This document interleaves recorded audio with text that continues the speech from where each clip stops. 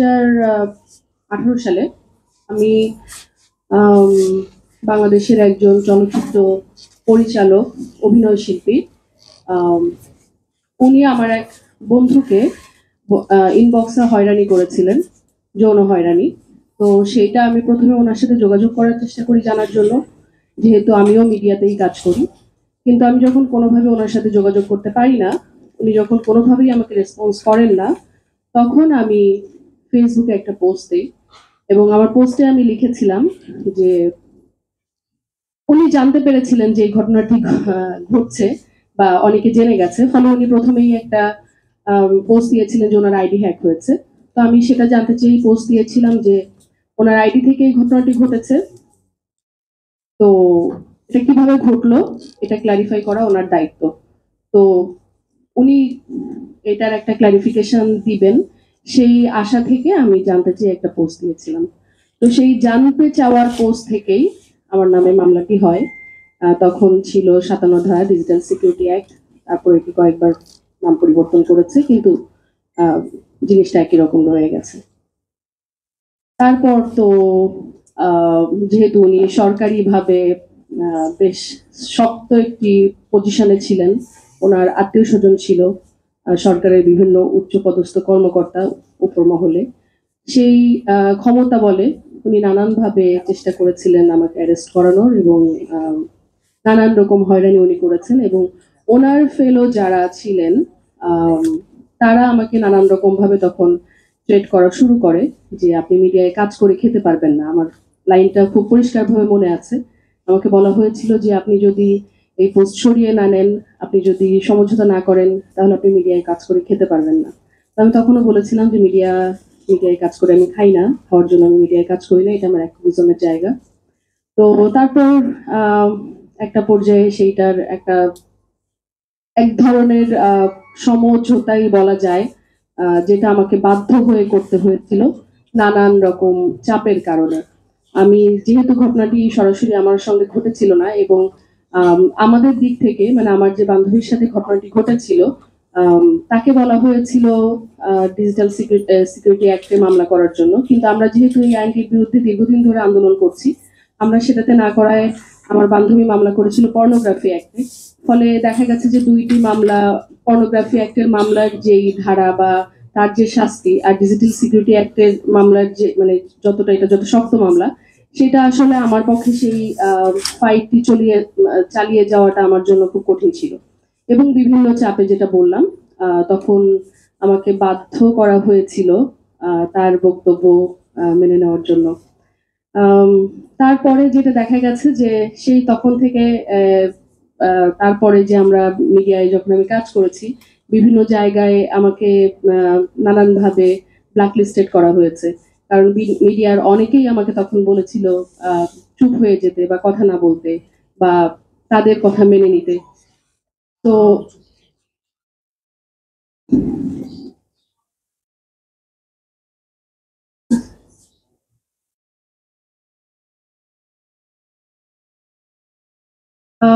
তো তারপর থেকে দেখা গেল যে আমার চলচ্চিত্র আমি যখন কোথাও জমা দিতাম কোনো কম্পিটিশনে, উনি যেহেতু যে আগেই বললাম যে অনেক পাওয়ারফুল ব্যক্তি, বিভিন্ন জায়গায় জুরি হিসাবে, বিভিন্ন জায়গায় বিচারক হিসাবে, শিক্ষক হিসাবে তিনি বিভিন্ন জায়গায় থাকতেন। ফলে আমার নাম দেখলেই আমি যদি কোনো প্রজেক্টের জন্য অ্যাপ্লাই করতাম বা আমার ছবি যদি কোনো প্রতিযোগিতার জন্য দেওয়া হতো, সবার আগে সেটাকে বাতিল করা হতো। সেই জিনিস লম্বা। আমার স্টোরিটা সবাই কম বেশি জানে। খুব সংক্ষেপে আমি আমার স্টোরিটা বলবো, কিন্তু আমি আমার এক্সপেকটেশন গুলো, আমার চাওয়া পাওয়া গুলো আমি একটু বেশি করে বলবো। 2020 সালে প্রোগ্রাম কন্টিনিউ করার জন্য আমার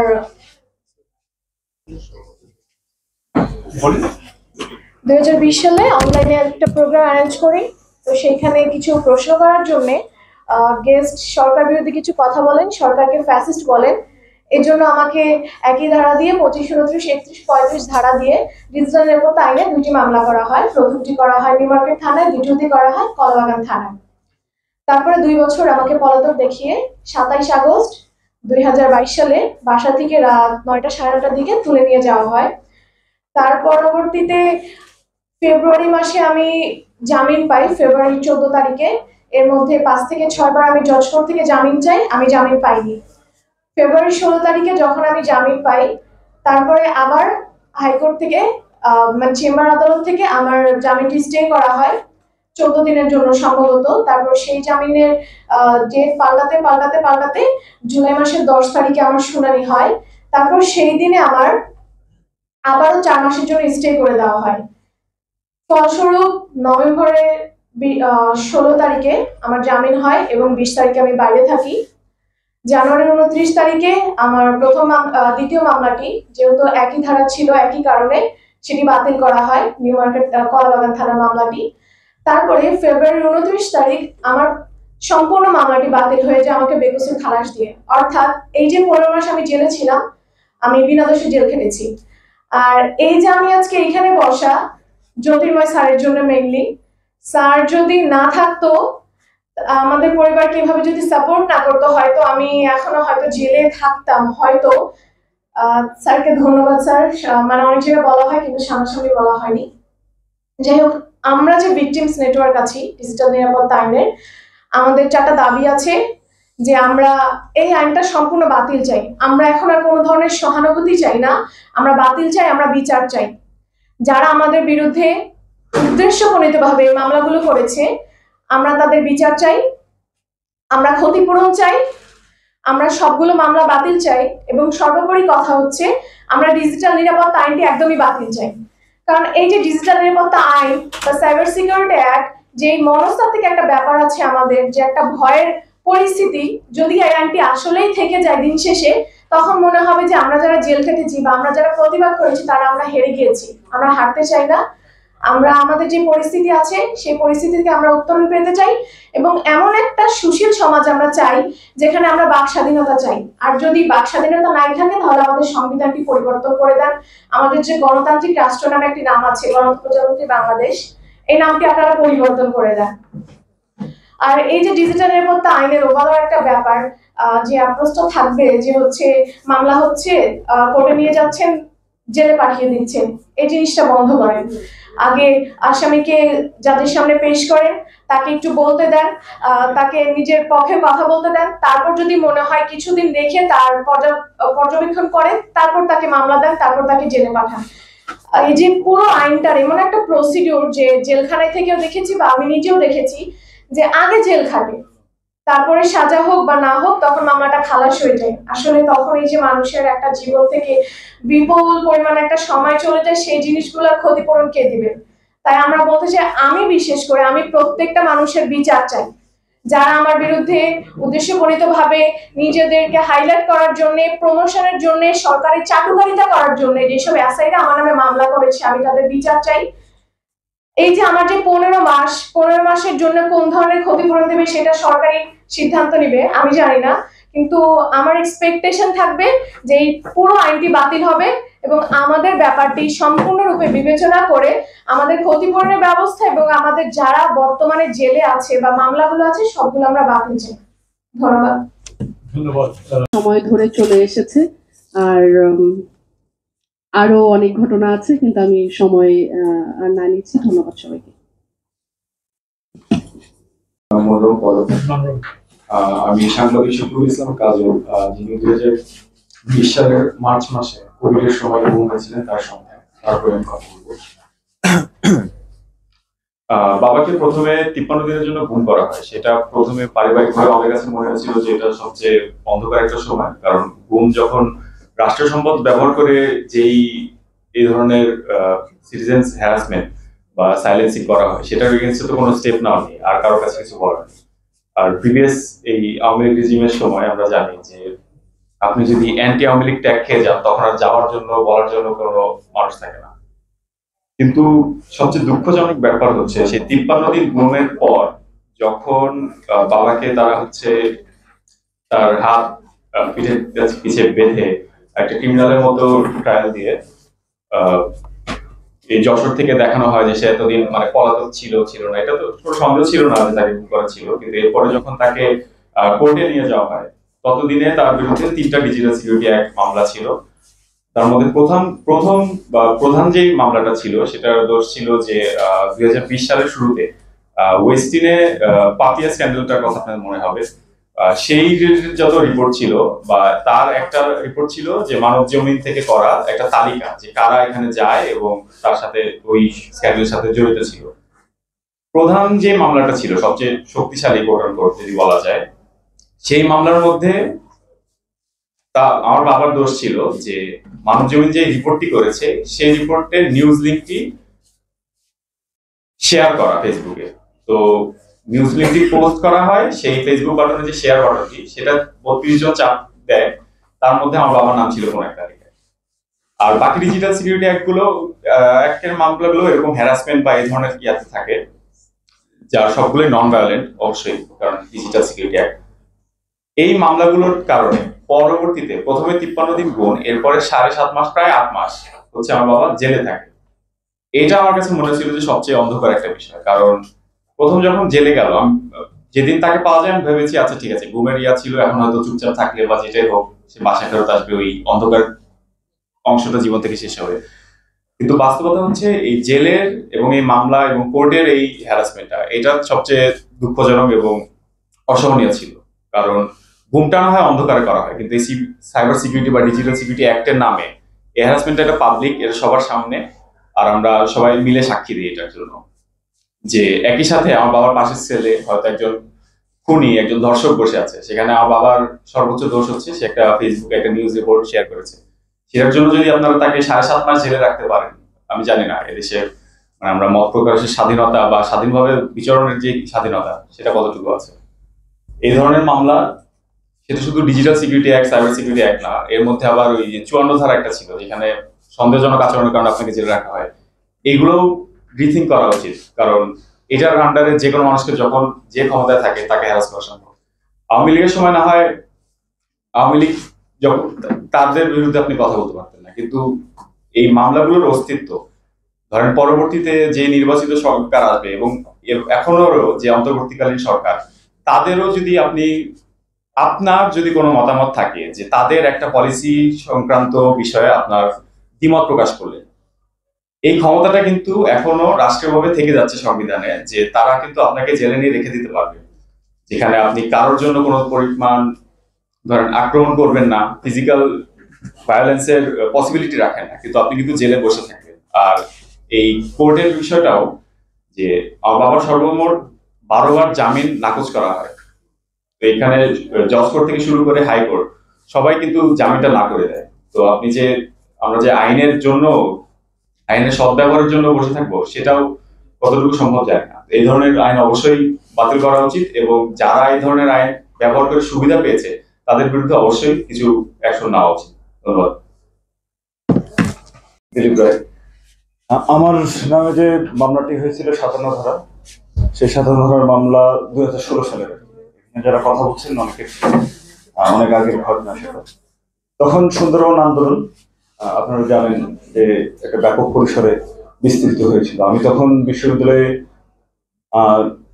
3rd ইয়ারের স্টুডেন্ট, এবং একই সাথে আমি ছাত্র সংগঠন করতাম, বিপ্লবী ছাত্রমন্ত্রী।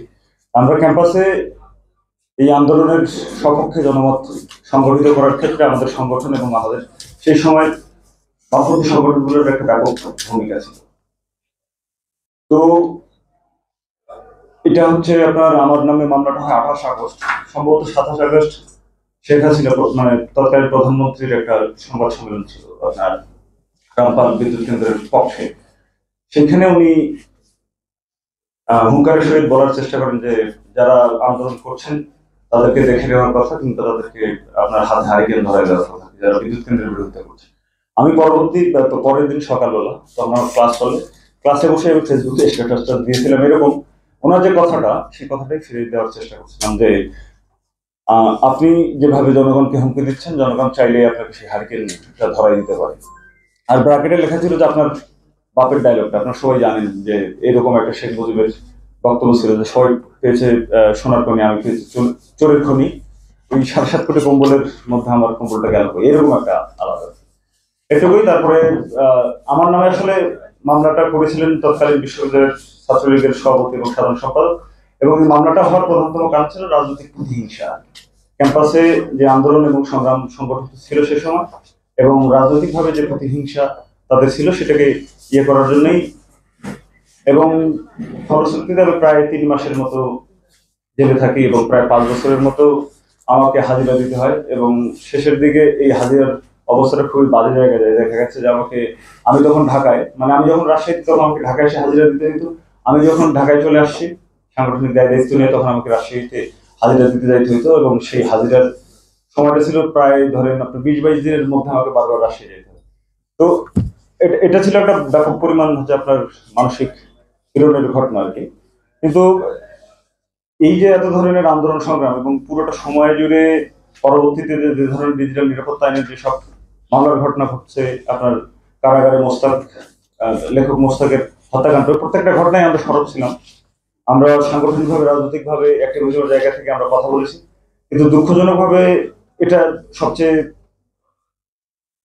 গুরুত্বপূর্ণ ঘটনা যে এখনো এই যে যারা এইভাবে ভুক্তভোগী হলো আর কি, এই যে 15 বছর বা 16 বছরের যে শেখ হাসিনার ফ্যাসিলিটি শাসন ব্যবস্থার বিরুদ্ধে তাদের যে সংগ্রাম, আমরা দেখলাম যে এখানে একটা গণ আকাঙ্ক্ষার এবং গণ অভ্যুত্থানের মাধ্যমে একটা সরকার গঠিত হলো এবং প্রায় 2 মাস চলে গেলেন। এবং বিভিন্ন সময় যখন সরকারের উপদেষ্টাদের জিজ্ঞাসা করা হয়েছিল এই আইনের ব্যাপারে, তখন কিন্তু তারা ব্যাপক পরিমাণ বিব্রত বোধ করেছে এবং এখনো পর্যন্ত সেটা কিন্তু শোনা হয়নি। তো এই যে ডিজিটাল নিরাপত্তা পরবর্তীতে সাইবার সিকিউরিটি আইনে যে আপনার এখানে এখনো বলবৎ আছে, সেটা আপনার গণ আকাঙ্ক্ষার ব্যাপক পরিমাণ পরিপন্থী। সরকারের অন্তত ন্যূনতম উচিত ছিল আর কি। অন্য ধরনের আমরা যারা রাজনৈতিক কর্মী, আমরা ব্যাপক পরিমাণ রাষ্ট্রের গণতান্ত্রিক রূপান্তরের কথা বলছি, কিন্তু সেটা সম্ভব হবে কিনা জানি না। এবং ইতিমধ্যেই মনেই হয় যে সেটা সম্ভব না এবং সরকার সেই আকাঙ্ক্ষাও রাখেন না বা সেই ধরনের ইন্টেনশনও তাদের নাই। কিন্তু আসলে সাইবার সিকিউরিটি অ্যাক্টের পরিবর্তন হবে কিনা সেটাও আমরা জানি না আর কি। তো সেই জায়গা থেকে এখানে আমাদের অনেক ভুক্তভোগী এবং কমরেডদের সাথে দেখা হলো এবং আপনারা যারা কথা বলেন সবার সাথে দেখা হলো। আমার মনে হয় যে এখনো আমাদেরকে বলার জায়গা আছে, আমরা সেই জায়গাটা বলবৎ রাখি এবং আমরা কথা বলতেই থাকি। কারণ আমরা যতটুকু লড়াই করবো আমরা ততটুকু স্বাধীন, আমরা যতটুকু বলার চেষ্টা করবো ততটুকু আমাদের বাক স্বাধীনতা থাকবে। ধন্যবাদ। ধন্যবাদ দিলীপ রায়। নিরাপদ সড়ক আন্দোলন সম্বন্ধে আগেই বলা হয়েছিল, তখন 29শে জুলাইয়ের পরে যে আন্দোলন চলছিল সেটা ডকুমেন্টেশন করছিলাম এবং 4 আগস্ট আমি সিটি কলেজের সামনে যখন রিপোর্টিং করছি তখন আমাকে আক্রমণ করা হয়, আমার যন্ত্রপাতি ভেঙে দেওয়া হয়। তারপরে আমি ফিরে গিয়ে আবার নতুন যন্ত্রপাতি নিয়ে পরের দিন আবার রিপোর্টিং করি এবং সেই দিন আবার আল জাজিরা একটা সাক্ষাৎকার দিই। তারপরে আমি বাড়িতে ফিরে গিয়ে, আমি ধানমন্ডিতে থাকি, সেখানে ফিরে গিয়ে আমি যখন ছবি আপলোড করছি রাত্রেবেলায়, তখন দরজা নক করা হয়। আমি দরজা খোলাতে অনেকগুলি মানুষ, পুরুষ, একজন নারী প্রথমে। আপনারা বক্তব্য রাখছেন, কাইন্ডলি যদি একটু আপনারা শান্ত হন। তো দরজা নক করায় ছিদ্র দিয়ে আমি দেখি ওখানে একজন নারী আমাকে আঙ্কেল শহীদুল বলে বলছেন। তা আমাদের বাড়িতে অনেকেই আসে, ছাত্রছাত্রী অনেকে আসে আমাদের জন্য, কাজে আমি রেনুমা ছাত্রী হতে পারে ভেবে খুলি, তখন পেছন থেকে অনেকগুলি পুরুষ এসে আমাকে ধরে নিয়ে যান। তো আমি বাংলাদেশে থাকি, যেহেতু বাংলাদেশে কাজ করি, বাংলাদেশে কি হয় এবং তখন কি হচ্ছে সেটা আমার জন্য বোঝা কঠিন ছিল না। যেই কারণে আমার প্রথম চেষ্টা ছিল এই আমাকে ধরে নিয়ে যাওয়াটা যতটা বিলম্বিত করা যায় এবং যতটা জানান দেওয়া যায়। আমি চিৎকার করি, থামাতে চেষ্টা করি, প্রতিরোধ করি এবং আমাকে আমরা 5 তলায় থাকি, 5 তলা থেকে নিচে নিয়ে যেতে সময় লাগে। তার বেশি আমি জানি না। গাড়িতে যখন আমাকে নেওয়া হয় তখন আমি পা বের করে ঠেকাতে চেষ্টা করি, এক পর্যায়ে বলে পা বাইরে থাকুক, দরজা বন্ধ করে দাও। তখন আমি পা ভেতরে নেই, আমাকে হাত কড়া লাগানো, পেছনে হাত কড়া লাগানো, চোখে পট্টি দিয়ে আমাকে নিয়ে যাওয়া হয় এবং সেই রাতে আমাকে অত্যাচার করা হয়। আমি সেটা ডিটেলসের মধ্যে যাব না, কিন্তু তারপরে যেটা হয়, আমাকে পরের দিন সকালবেলায় আমাকে প্রথম যে কাজটা করা হয়, আমাকে কোর্টে যখন নিয়ে যাওয়া হবে, প্রথমে আমার যে পাঞ্জাবিটা পরা ছিল সেটা রক্তাক্ত ছিল, সেটাকে খুলে ধুয়ে আবার আমাকে পরানো হয়। তারপরে আমি কোর্টে যাই এবং কোর্টে তখন আমি যা যা ঘটেছিল সেগুলি বলি। আমার জানা মতে আইন অনুযায়ী একজন যদি তাকে নির্যাতিত করা হয়েছে আদালতে বলে, তাহলে আদালতের দায়িত্ব হচ্ছে সেটাকে খুঁটিয়ে দেখা এবং তারপরে যা করার কথা সেটা করা হয়নি। আমাকে সেই রাতে রিমান্ডে পাঠানো হয় এবং রিমান্ডের 7 দিন থাকার কথা, 6 দিনের রাতে আমাকে যেটা মাঝখানে বলা হয়নি, পরের দিন সকালবেলায় আমাকে যেটা পুলিশ থানায় যখন নিয়ে যাওয়া হয় তখন আমাকে একটা অফার দেওয়া হয় যে আমি যদি বাড়িতে চলে যেতে চাই আমি চলে যেতে পারি, কোনো চার্জ থাকবে না, কোনো রকমের কোনো অভিযোগ থাকবে না, যদি আমি কথা দেই যে আমি চুপ করে থাকবো, আমি আর বলবো না। তো সেটাতে যখন আমি রাজি না হই তারপরে আমি কোর্টে যাই, সিকোয়েন্সটা একটু ভিন্ন। যাই হোক, রিমান্ডের পরে 6 দিনের মাথায়, যদিও 7 দিন থাকার কথা ছিল, 6 দিনের মাথায় আমাকে কোর্ট প্রাঙ্গণে নেওয়া হয়, কিন্তু কোর্টে নেওয়া হয় না। সেই পুলিশ গাড়ির থেকে আমাকে প্রিজন ভ্যানে নিয়ে কেরানীগঞ্জে পাঠানো হয় এবং কেরানীগঞ্জে আমি প্রথমে একটা সেলে আনোয়ার হোসেন নামে একজন উনি খুনি, অভিযুক্ত খুনি, তার সাথে আমি ওই সেলে থাকি এবং তারপরে আমি পরবর্তীকালে অন্য সেলে যাই। একটা পর্যায়ে আমি ডিভিশনে থাকি। আমার সেই সময় 5 বার বেলের আবেদন করা হয়, সেটা নাকচ করা হয়। 6 বারের বেলা আমি বেল পাই 15ই নভেম্বরে, কিন্তু আমার বের হতে হতে 20শে নভেম্বর যায়।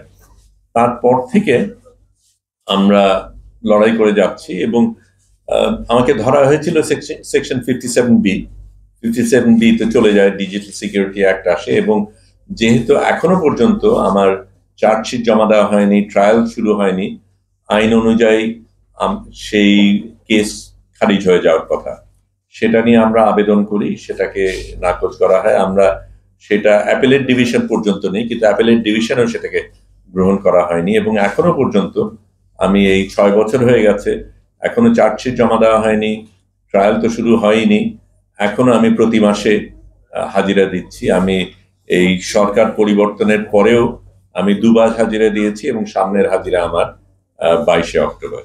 একটা মজার ঘটনা শুধু বলি, যেটা আপনাদের জন্য হয়তো ইন্টারেস্টিং হবে। আমাকে ধরা হয়েছিল 5ই অগস্টে এবং ঠিক 5ই অগস্টেই আমাদের রানীমা দেশ ছাড়ার সিদ্ধান্ত নেয়। ধন্যবাদ। শুধু কয়েকটা জিনিস পয়েন্ট আউট করি, যেটা নাকি মূল আলোচনার সময় যদি আপনারা সেটা টেক আপ করেন আমি কৃতজ্ঞ থাকবো। এক নতুন করে সাইবার সুরক্ষা আইনের কথা বলছেন, তো আমি মনে করি এটা নাগরিক সুরক্ষা আইন কনসেপ্টটা থেকে করা উচিত, তাতে যেন আমাদের প্রণয়নের প্রক্রিয়াটার ভেতরে যেন নাগরিকটাকেই সামনে রাখি। 2 হচ্ছে বাতিল তো অবশ্যই চাই, ব্যাপারে কোনো ধরনের কোনো আপোষ নাই। 3 হচ্ছে আরেকটি আমি পড়ছিলাম যে নীতি নির্ধারণী অংশীজন বলে একটি শব্দ আপনাদের পেপারটায় পড়ছিলাম। আমার বিরুদ্ধে যিনি মামলা করেছেন তিনি এশিয়ান ডেভেলপমেন্ট ব্যাংক, বাংলাদেশের বলা হয় সবচেয়ে বড় ঋণদাতা এবং উন্নয়ন সহযোগী, সেখানে কর্মরত একজন উচ্চপদস্থ কর্মকর্তা আমার বিরুদ্ধে সাইবার সিএস এর অধীনে মামলা করেন। আমার অপরাধ হিসেবে দেখানো হয়েছিল যে পুলিশের হয়রানির শিকার হচ্ছিলাম আমি কয়েক মাস ধরে, গ্রেফতার এবং মিথ্যা মামলা সহ যা যা হয়, খুনি হাসিনার সময় কি হয়েছে আপনারা সবাই জানেন। তো সেটার প্রতিবাদ এবং প্রতিকার জানিয়ে আমি একটি সংবাদ সম্মেলন করেছিলাম। তো আমার অপরাধ হয়েছিল কেন আমি সংবাদ সম্মেলন করলাম, তাতে বাংলাদেশ পুলিশের মানহানি হয়েছে এবং এশিয়ান ডেভেলপমেন্ট ব্যাংকের সম্মানহানি হয়েছে। আমি আজকে এখানে বিজ্ঞ প্যানেলের কাছে বলতে চাই, রাজনৈতিক দল, রাজনৈতিক প্রতিহিংসা এগুলো তো আছে, তার পাশাপাশি উন্নয়ন সহযোগী সংস্থার মানহানি হয়, এই অপরাধে যদি একজন অধিকার কর্মী বলেন, একজন রাজনৈতিক কর্মী বলেন, যাই বলেন, তার বিরুদ্ধে যদি সাইবার সিকিউরিটি মামলা দেওয়া যায়, তাহলে আমাদেরকে খুব গভীরভাবে ভাবতে হবে কোন ধরনের উন্নয়ন সহযোগী সংস্থা, দাতা সংস্থার অর্থে আমরা নতুন করে সাইবার সুরক্ষা আইন প্রণয়ন করব। ধন্যবাদ। আমাদের মূল এখন যে সমস্যা সেগুলো কিন্তু অন্য কোনো আইন দিয়ে কিন্তু অ্যাড্রেস হয় না, যেরকম আমাদের তথ্য লিক হয়ে যাচ্ছে, যেমন তারপরে যে অনলাইন জেন্ডার ভায়োলেন্স এটা অ্যাড্রেস হচ্ছে না। তো সেই সব ইয়ে করতে পারি যখন আমরা এই সুরক্ষা আইনের কথা বলবো তখন কিন্তু এইসব এবং আগত কিছু চ্যালেঞ্জ যেমন এআই নিয়ে এখন অনেকে ভয় পাচ্ছে বা এগুলো নিয়ে কি হবে সেগুলো দেখার বিষয় আছে। তো এটা একটা ভবিষ্যৎমুখী কোনো কিছু একটা চিন্তা করতে হবে এবং রিং ভাই যেটা বললেন যে অংশীজনদের অবশ্যই সাথে রাখতে হবে এগুলো করার জন্য। এবং মূল ব্যাপারটা হচ্ছে যে এই আইনগুলো তৈরি হয়েছিল আপনার মানে কন্ট্রোল করার জন্য। যে আগে আমরা শুনতে পেতাম যে সোশ্যাল মিডিয়াকে কন্ট্রোল করার জন্য সরকার অনেক চেষ্টা করেছে, অনেক প্ল্যাটফর্ম গুলোর সাথে বসেছে কি করে এই ন্যারেটিভ গুলো নিয়ন্ত্রণ করা যায়। তো সেগুলো আমরা প্রচেষ্টা আমরা দেখেছি যে এই যে বিভিন্ন গ্রুপ খুলে বা অনলাইন ট্রোল দিয়ে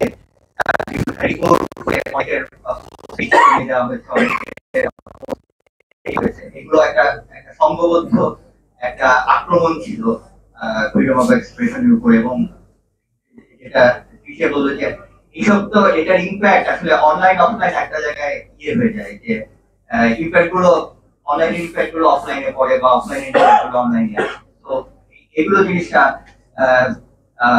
এখান থেকে পরিত্রাণ পাওয়ার জন্য কিন্তু আমাদের এই ভবিষ্যতেও কিন্তু এই কথাগুলো চলে আসবে যে আসলে আমাদের সুরক্ষাগুলো কি করে আনা দরকার। সেটার জন্য যেটা হচ্ছে যে এই আসলে এই নিরাপত্তা বলতে এই ডিজিটাল সিকিউরিটি অ্যাক্টের মতন আইন আসলে থাকার উচিত না। মানে এটা দিয়ে যা করা যেত সেটা অন্যান্য আইনেই আছে। যেটা মূল যেটা হচ্ছে যে ওই মানহানি আইন এটা আমাদের আছে বা অন্যান্য ক্রাইমের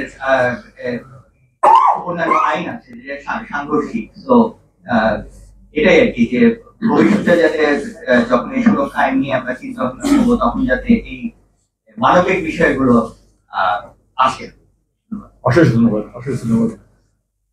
আমাদের এখানে আইন তৈরির যে প্রক্রিয়া, এই প্রক্রিয়াটা আপনাদের যতই আসলে শুনতে ক্লিশে লাগুক কলোনিয়াল প্রক্রিয়া। প্রথমত আইনটা বানানোর চিন্তা করা হয়েছে আসলে এখানকার মানুষেরা খুবই আন্দোলন, খুব খারাপ, এদেরকে আসলে সাহায্য করতে হবে এবং এদেরকে দমন করতে হবে। এই মনস্তত্ত্বটাই হচ্ছে আইন তৈরির একটা পরিস্থিতি তৈরি করে। নতুন নতুন জিনিস আসে, নতুন নতুন আইন হয় এবং সেই আইনগুলির মধ্যে একটা যৌক্তিকতা তৈরি হয় আইন তৈরি। যখনই আপনি আসলে অনলাইনের প্রবেশ করেছেন, অনলাইন থেকে যখন আসলে থ্রেট হয় তখন আসলে এটা প্রয়োজন হয় আপনাকে এক ধরনের সুরক্ষা দিতে হবে। আপনি এটা ফিল করেন, যখন এটা ফিল করেন তখন আসলে গভর্নমেন্ট কিংবা আসলে যারা দায়িত্বে থাকে তারা মনে করে যে এটা একটা সুরক্ষার ভেতর দিয়ে আসলে এটাকে একভাবে এই পরিস্থিতিটা দেখাতে হবে যে আমি এটা নিয়ে কনসার্ন, আমার আসলে জনগণের প্রতি দায় আছে। কিন্তু সেই জায়গায় সে যেটা করে এই আইনটাতেও জড়িয়ে দেয়। এই আইনটা ধরেন গতবার যারা ক্ষমতায় ছিল, যারা এই দীর্ঘ সময় ধরে এটা চালিয়েছে, তখন এখানে ডেফিনেশনে যদি চান তাহলে মুক্তিযুদ্ধের চেতনা বলে একটা অংশ পাবে। তাহলে মুক্তিযুদ্ধের চেতনা আসলে সাইবার সিকিউরিটির সাথে কিভাবে সম্পর্কিত, এটা কেন লাগবে, এই প্রশ্নটা আসলে করার আমাদের জায়গা। অথবা আসলে এইরকম যখন আসলে মুক্তিযুদ্ধের চেতনা এবং মুক্তিযুদ্ধের চেতনার মধ্যে একটা পলিটিক্যাল, হিস্ট্রিক্যাল, ইডিওলজিক্যাল ইস্যুকে আসলে যেটা আপনি আমাদের এখানে এটা জুডিশিয়ালি দেখবার কথা হচ্ছে হাইকোর্টে, মানে আপনি রিট জুডিসডিকশনের আগে তো এটা দেখতে পাচ্ছেন। আপনার অন্যান্য যে সমস্ত আদালতের যে কাঠামো আছে তার মধ্যে আপনি রেখেছেন যে এই রকমের ইস্যুগুলিকে আসলে ডিল করবে হচ্ছে রিট জুডিসডিকশনে হাইকোর্ট অ্যাক্টিভিস্ট। আর আপনি এটা বিচার করার ক্ষমতা দিচ্ছেন একজন আয়োগ। তিনি যদি মনে করেন যে আপনি এটা করছেন তাহলে আপনাকে সে গ্রেফতার করতে পারে। এই রকমের যে মিশেলটা আসলে আইনে দেওয়া হয় সেটা তো ইন্টেনশনালি দেওয়া হয়, এটা তো এরকম কোনো অজ্ঞতা থেকে আসে, অক্ষমতা থেকে আসে। তো এইটা হচ্ছে খুব বড় একটা ব্যাপার যে আমরা যখন আইন তৈরির কথা বলি, আমরা যখন আসলে আগামীতে আইন তৈরি করার কথা বলি, তখন আসলে গভর্নমেন্ট গুলিকে আমরা কি বলবো, কোন জায়গা থেকে সেটা তারা আসলে আমাদের তো এখানে যে একজন বলেছে, একজন সুন্দর করে, আমাদের তো সবচেয়ে বেশি দরকার হচ্ছে আসলে সরকারকে কন্ট্রোল করা। কারণ তার কাছে অত্যাচারের সমস্ত হাতিয়ার তোমরা দিয়ে রাখি, তার কাছে আমরা টাকা দিই, তার কাছে আমরা আমলাতন্ত্র দিই, তার কাছে আমরা অস্ত্রপাতি দিই, কোর্ট কাচারি দেই, তো এই আর্মি দেই, এইগুলি মিসইউজ যাতে সে না করতে পারে আমার টাকায় যে সাধ্য করে আমাকে দমন করার জন্য এগুলি যাতে সে না করতে পারে, তার জন্য আসলে তাকে আসলে কিসে কিসে তার নিয়ন্ত্রণ করবো, সেটা তো একটা প্রথম জায়গা হলো। দ্বিতীয়ত জায়গা হইতে পারে যে আমার নাগরিকরা যারা তার তুলনায় দুর্বল, তারা যাতে আসলে আমার জায়গাটাকে আসলে ক্ষতিগ্রস্ত করতে না পারে। এই টিচারটা যদি আমি আইন তৈরি করার আগে নিয়ে নিতে পারি, ফিলোসফিক্যাল চেঞ্জটা যদি আনতে না পারি আইনের ক্ষেত্রে, তাইলে আসলে যে আইনই বানাবো সেটা আসলে আবারও গিয়ে কোনো না কোনো ভাবে ক্ষতিগ্রস্ত করবে। আর যারা এটা চালায় তাদের মানসিকতার ওই ব্যাপারটা আছে। তো এই জায়গাটার ব্যাপারে আপনারা যত বেশি ভোকাল হবেন, আমরা যত বেশি ভোকাল হবো, আমরা যতটা সম্ভব এখানে আমাদের স্টেটটা বাড়াতে পারবো, আমার মনে হয় যে ততটা লাভ। এইটুকুই আজকে আমার জায়গা থেকে আপনাদেরকে বলার। আমি শুধু ওই যে ওনার সাথে একটু একমত হইতে চাই যে আইনটা বদলায় হয়তো আমাদেরকে আসলে সিকিউরিটি সেফটির একটা আইন বানাতে হবে, এটা সত্য।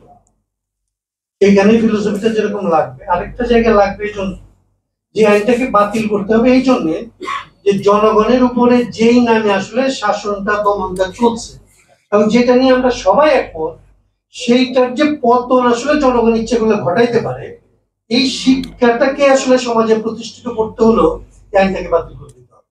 তার সমস্ত যৌক্তিকতা যদি থাকে তারপরে, কারণ একে বাতিল করা ছাড়া আমি যে আমার উপরে নির্যাতনকে আসলে থামাতে পারি, এটাকে আমি দমাইতে পারি, এই বিশ্বাসটা আমাদের মধ্যে তৈরি হবে।